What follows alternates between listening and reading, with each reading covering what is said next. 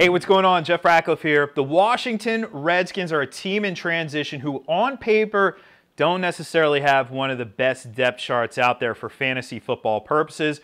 But is there some gold to be mined here? Well, let's take a look. Let's preview for 2019 fantasy football the Washington Redskins, and maybe we'll start with that potential gold in Derrius Guice.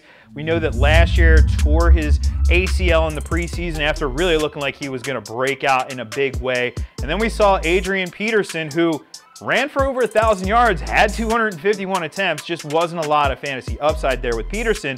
So while you want to buy into Guice, especially if Guice could get that sort of workload, if we were to say, hey, Derrius Guice is going to get 250 carries this year, sign me up for that. The problem, of course, is he is coming off the injury. Now, granted, it's well in the rearview mirror at this point, but there are reports that he's dealing with a hamstring injury.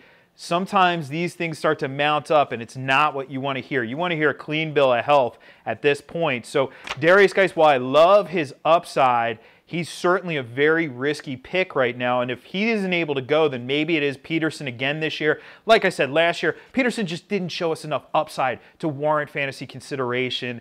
You know, hey, name brand recognition, AP was a stud for a long time for fantasy purposes, but we're well past that point in his career. Hey, and Chris Thompson can catch the ball to the backfield a little bit, but very streaky, and also a guy who has been prone to injury, so I don't know if he's a guy who deserves much consideration. If Guice is fully healthy, definitely worth a stab as, you know, a sort of fringe RB2, but if he's not fully healthy, then maybe we just want to avoid him because it could be very risky, especially given the overall state of this offense. And it's a team in transition. Alex Smith's injury last year really created a big hole at quarterback for this team. We know they brought in Case Keenum after, you know, his lackluster year in Denver last year, and then they spent the 15th overall pick on Dwayne Haskins. It's very likely Keenum will start out the year as the starter, but the clock will be ticking till we ultimately see Haskins. When a quarterback's taken that early in an NFL draft, we know that they're very likely going to get on the field in their rookie season, so expect to see him at some point. They did draft some interesting young receivers to potentially give him some weapons in the long term. But in the short term, that's the big concern here for whoever is under center. There's just not a lot of receiving talent. You know, it is one of the thinnest depth charts at wide receiver that we have in the league right now. And you know, it's interesting. On most teams, I could say, well, hey, you know, take a shot at this wide receiver, even though it's a bad situation. He might still be, you know, worthy of fantasy consideration because he can put up points. I don't know if I could say that here. You know, I look down the list. You have Josh Doxson. Yeah, if we've been playing fantasy for the last couple of years, we know how that's gone. Maybe not go down that road again. We have Paul Richardson, who, if anybody, I guess I would have to say him, but he's also a guy who's shown that he can't necessarily stay healthy, so there's some risk with him.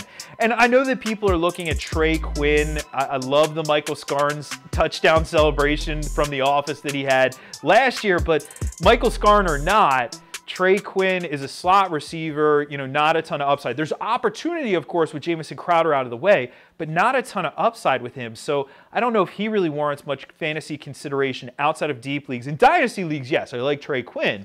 But this year, it's going to be maybe a bit of a rough transition into that Haskins era. So not much fantasy value to be had. Sorry, Redskins fans. It's not a shot at the team. Just stating the truth here. Not much value to be had at wide receiver. Now, maybe tight end, I don't want to hold my breath on this one because, hey, Jordan Reed has shown in the course of his career that he can be one of the better fantasy tight ends when he's healthy and on the field. The problem is he doesn't stay healthy or on the field very frequently. In the last 6 years, so 6 years as a pro, he's missed 31 games. That is a huge risk. He seems to get hurt almost every single season, or it's a nagging injuries, or it's a series of injuries, and it's just too risky at this point. I think we may have learned our lesson with him as well. A few years back, you might have taken the risk and said, hey, why not? Because the ceiling's so high. But at this point, if he manages to, you know, get a full season under his belt of 16 games, it would be, I mean, it would be a huge surprise, to be honest with you. And if he does that, he will be a viable fantasy option.